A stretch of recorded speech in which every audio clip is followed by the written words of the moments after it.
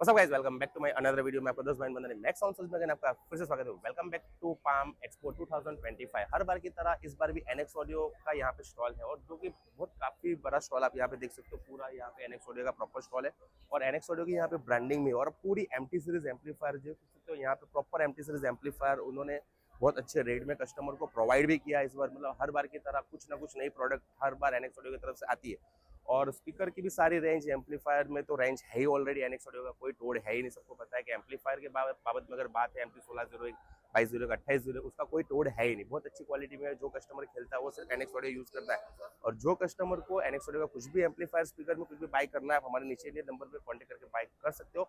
और NX audio का जो यहाँ पे पाम 2025 में जो स्टॉल लगा है उसका पूरा वीडियो रिव्यू आपको वीडियो के एंड में देखने को मिल जाएगा। और जो भी कस्टमर को कुछ भी बाय करना है एनएक्स ऑडियो का, हमारे नीचे के नंबर पे कॉन्टेक्ट करके बाय कर सकते हो। और ऐसे वीडियो देखने के लिए हमारे चैनल को लाइक, फॉलो, शेयर जरूर करिए। जय हिंद, धन्यवाद, जय भारत।